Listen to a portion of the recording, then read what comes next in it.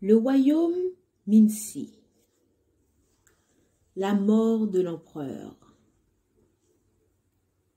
Dans un lointain royaume d'Afrique centrale, il y avait un peuple qui vivait en totale harmonie avec la nature. Le royaume portait le nom de Minsi, ce qui signifie les enfants de la terre. Les plaines du royaume Minsi étaient traversées par la rivière Omiye. Le royaume était construit en suivant intuitivement le fonctionnement de la construction des abeilles. Il formait un hexagone de 6 grandes principautés reliées entre elles. Au milieu se trouvait la grande commune où se situait le palais. Cette grande commune était reliée à chacune des principautés. Dans le royaume, il y avait 2 autres principautés qui étaient à l'écart, mais qui bénéficiaient néanmoins des ressources du royaume. Ces 2 terres éloignées portaient le nom d'Usan, Usanbi, Usané. Le royaume ne manquait de rien. Il n'y avait ni mendiants, ni sans-abri. Dans le royaume de Minsi, on ne trouvait que des hommes et des femmes courageuses et forts. Touré était un bon empereur. Aimé de son peuple, il avait d'innombrables richesses. Il vivait dans l'abondance avec sa femme et ses 3 enfants. L'aîné s'appelait Adama, le benjamin Aboudjou et la cadette Inaya. L'empereur était fatigué. Ses forces le quittaient peu à peu. Au dernier moment, sur son lit de mort, il appela ses sujets, leur donna des directives, puis sa femme, pour lui faire des adieux. À la fin, ses enfants.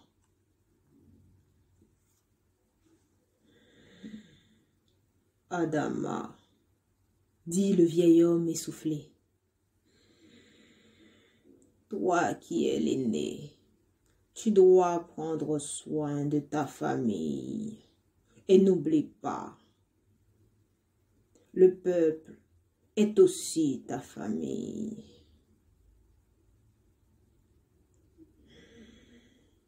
Aboudjou, tu es si gentil, mon fils.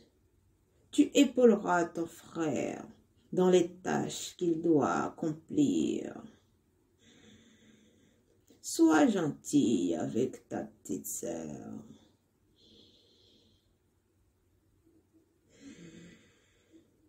Inaya, approche, approche ma petite fille. Sois gentil avec ta maman.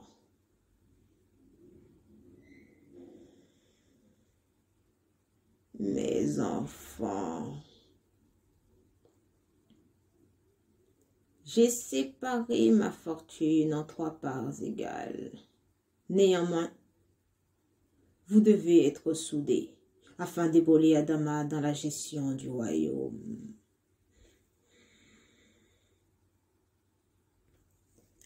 Adama, Aboudjou et Inaya écouta leur père attentivement, jusqu'à ce qu'il rende son dernier souffle.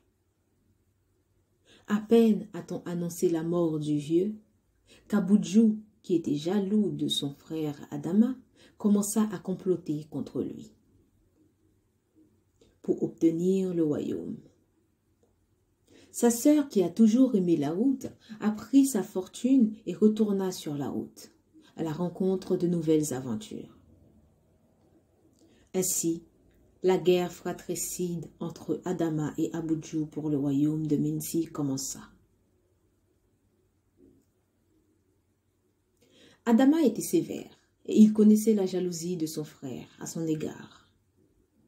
Après la mort de son père, il réunit le conseil des sages, hommes et femmes composés des anciens dirigeants de chacune des principautés, pour mettre de côté son jeune frère, Aboudjou.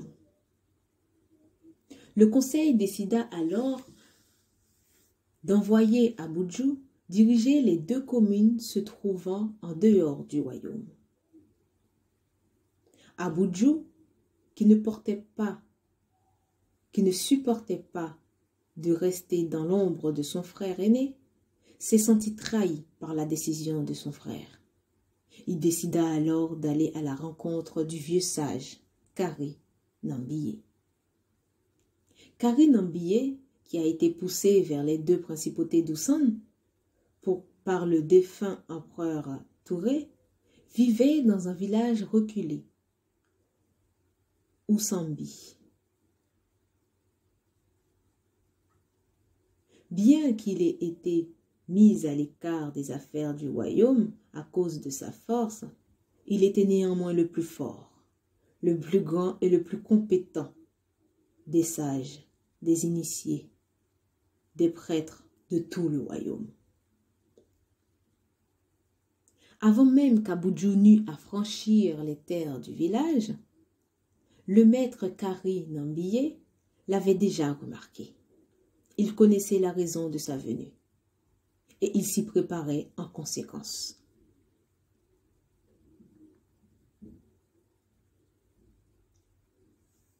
Ô grand prêtre, ô maître Kari Nambiye, faiseur de miracles, toi qui es le plus grand des sages du royaume Minsi, je suis venu demander audience, moi, fils de l'empereur Touré et de l'impératrice Azanga Nayate, cria Aboudjou devant la case du maître.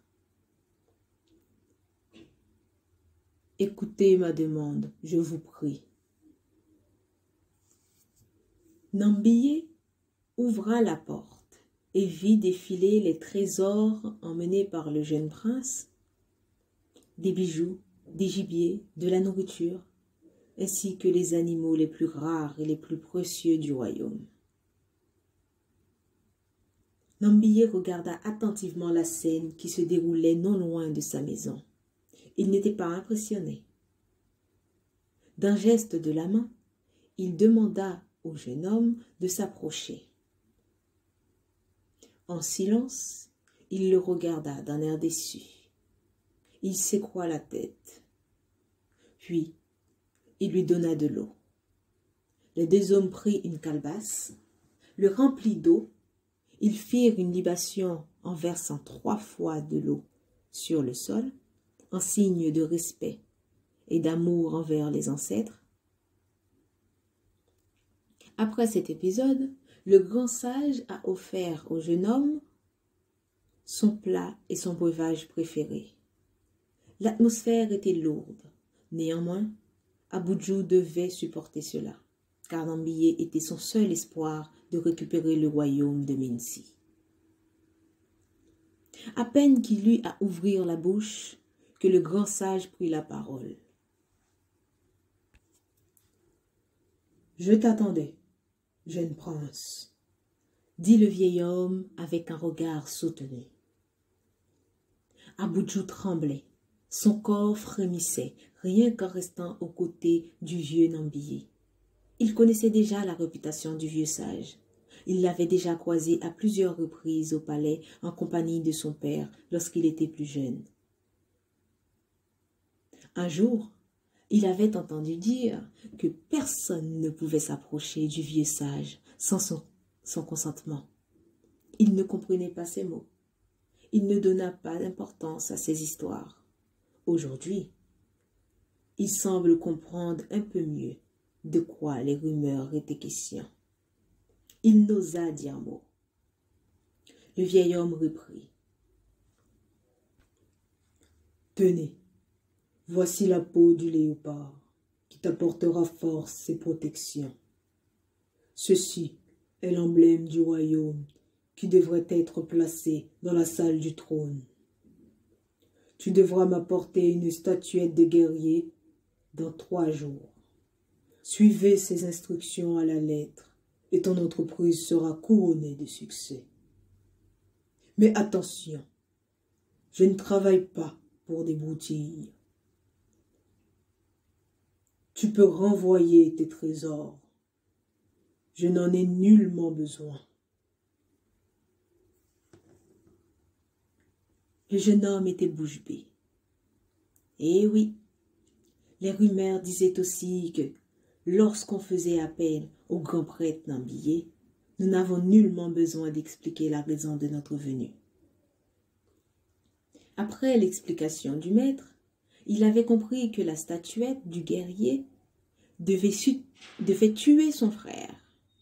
L'emblème du trône devait montrer son légitimité et la peau du léopard garantissait sa protection.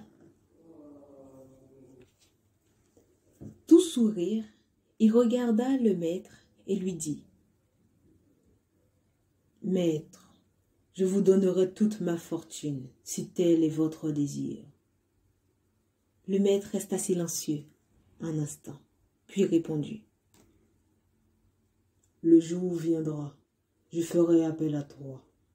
À ce moment précis, ta dette sera payée. » Le jeune prince prit congé, avec ses serviteurs et sa fortune. Durant tout le trajet, il a montré sa générosité à tous ceux qui croisaient son chemin. Il a trouvé une vieille dame qui avait du mal à marcher correctement. Il l'a donc proposé de l'aider. Un jeune homme était coincé dans la route avec ses troupeaux. Il a proposé de l'aider également. Il a trouvé un chien perdu dans la rue. Il l'a raccompagné chez son maître. Il a continué ainsi jusqu'à ce qu'il arrive dans la principauté d'Oussani. À peine arrivé, il attrapa la statuette du guerrier et repart dans le village du sage aussitôt. Cette fois encore, le sage resta silencieux.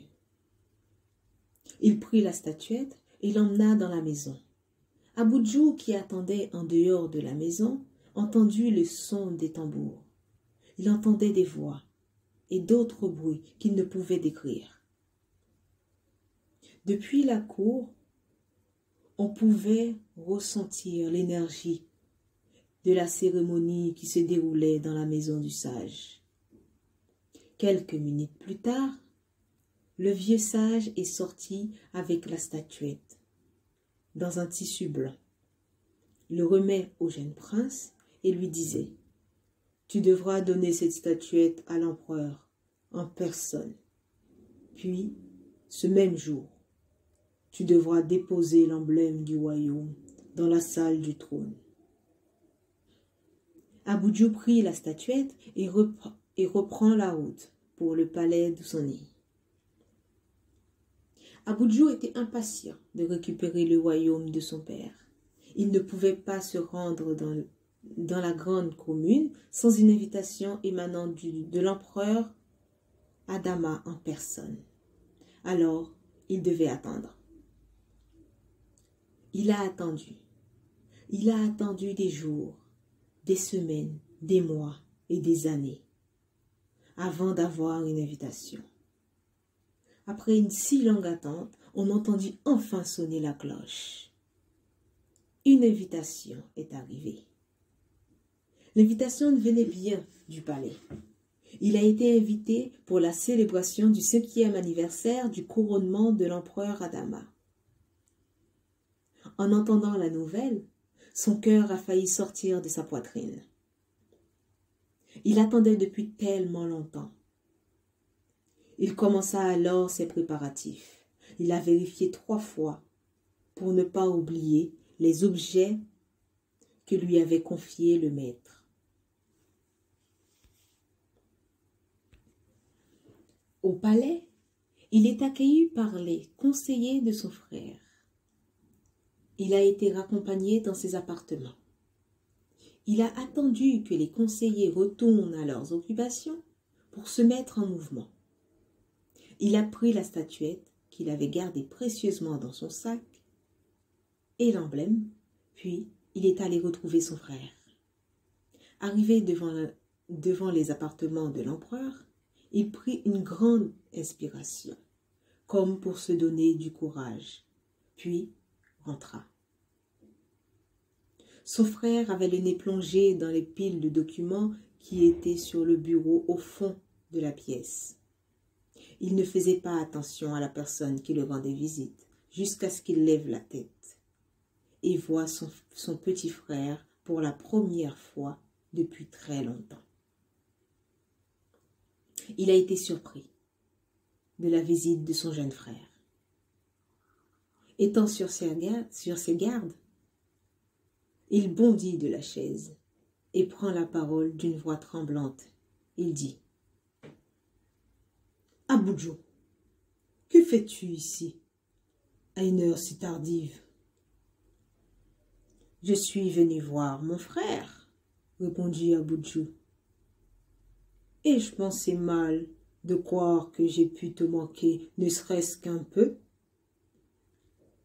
Adama s'est senti idiot, tout à coup, et il lui répondit d'un air plus détendu. « Non, non, pas du tout. Viens, assieds-toi, mon frère. Comment se passe la gestion d'Oussan ?» demanda Adama à Aboudjou. Les deux principautés se suffisent à elles-mêmes, répondit Aboudjou d'un air déçu. Il reprit la parole et dit: « Voyons, je ne suis pas venu parler des affaires du royaume, mais je veux parler de nous, mon frère. Comment vas-tu? » « Je me porte bien, » dit Adama, toujours sur ses gardes. « Que veux-tu me dire? » rétorqua l'empereur. Aboudjou fouille dans ses affaires, prend la statuette et le tend à son frère. « Tout d'abord, je t'ai apporté un présent qui t'apportera force, longévité et protection. » Aboudjou avait l'air tellement bienveillant qu'Adama ne pouvait pas refuser son présent. Alors, il tend la main à son tour et prit la statuette. À peine que l'empereur ait touché la statuette qu'il est tombé par terre. Il suffoquait. L'énergie de la statuette était si puissante qu'il ne pouvait pas l'encaisser. Aboudjou s'est levé sur la chaise et regarde un instant son frère souffrir sur le sol. En silence, il déposa la statuette à côté du cadavre, pensant qu'il était mort, puis il est sorti sans faire un bruit. Il rentra dans la salle du trône, déposa l'emblème, puis il retourna dans sa chambre. Il ressentait un sentiment d'amertume. Il était confus. Il ne comprenait pas pourquoi la mort de son frère ne le réjouissait pas. Il avait tout préparé pour reprendre le flambeau dès le lendemain matin à l'annonce de sa mort. Le soir de la tentative d'assassinat à l'encontre de l'empereur par le prince d'Oussan, l'impératrice Essimbi, qui avait l'habitude de venir chercher son mari tous les soirs, l'a trouvé étendu au sol, avec la statuette à côté de lui. Essimbi était une prêtresse de renom qui dirigeait la société secrète Ntiwa Uzima, aux côtés d'Azanga Nayate, ancienne impératrice, femme de l'ancien empereur Touré et grande prêtresse de Ntiwa Uzima. À peine a-t-elle vu la statuette qu'elle ressentit l'énergie et le savoir-faire du grand Kari Nambiye. D'un voix sourde, elle a marmonné: « Que peut bien vouloir ce vieux fou à notre souverain ?» Elle a examiné de plus près la statuette ainsi que le corps de son mari. Elle a compris que l'énergie de la statuette et l'énergie qui émanait du corps de son mari étaient liées.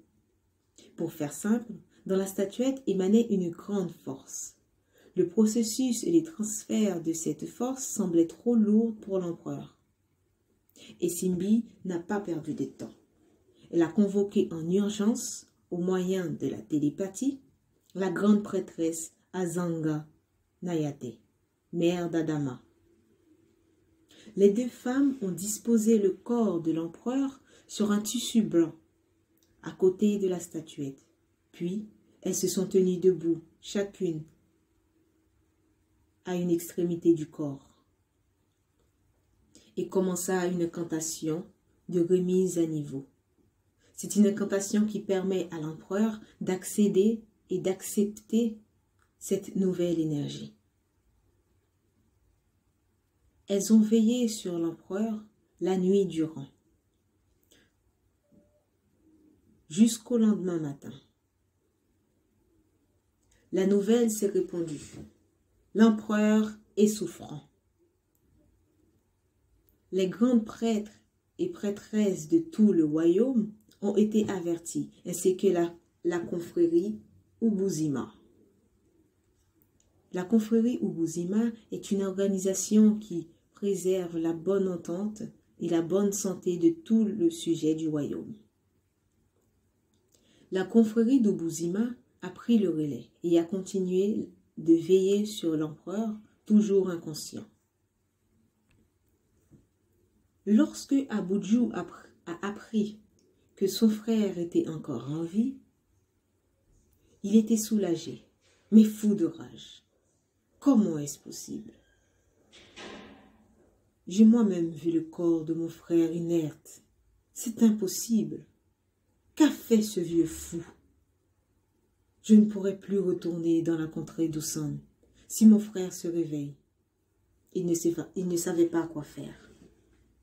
Il a marmonné dans sa chambre, impuissant, durant toute la journée. Il n'osa pas mettre les pieds dehors. À l'arrivée d'Inaya, dans le royaume, elle connaissait déjà la situation de ses frères. Elle a aussitôt mis un plan de redressement de la gouvernance sur pied. 3 jours se sont écoulés et l'empereur est toujours inconscient. Abudjou, quant à lui, ne bougeait pas de sa chambre. Pour que le plan d'Inaya fonctionne, il faut que l'empereur se réveille. Alors, elle a attendu. Dans l'après-midi, une apprentie prêtresse est venue chercher l'impératrice. L'empereur était réveillé. Lorsqu'Inaya a appris la nouvelle, elle s'est précipitée dans la chambre de son frère. La fête était annulée. Tous les invités du royaume étaient rentrés chez eux, sauf Abudjou, qui n'osait pas sortir de sa chambre.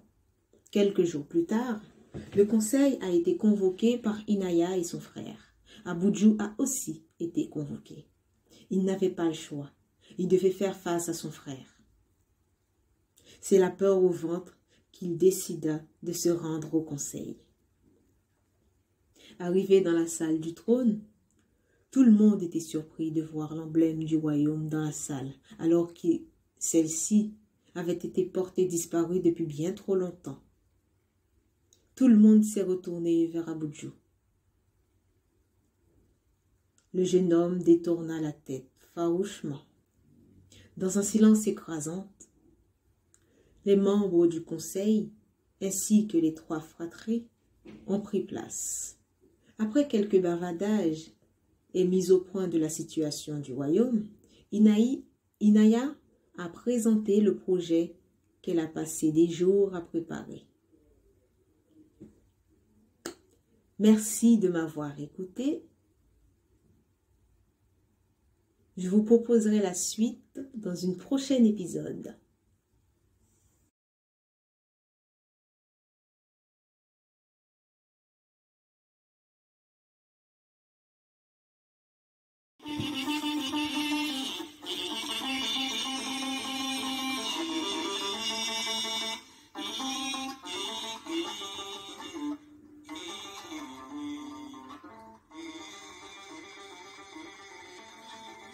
Cette histoire vous a été narrée par la prêtresse Chédou de l'école initiatique Kamit, Hotep.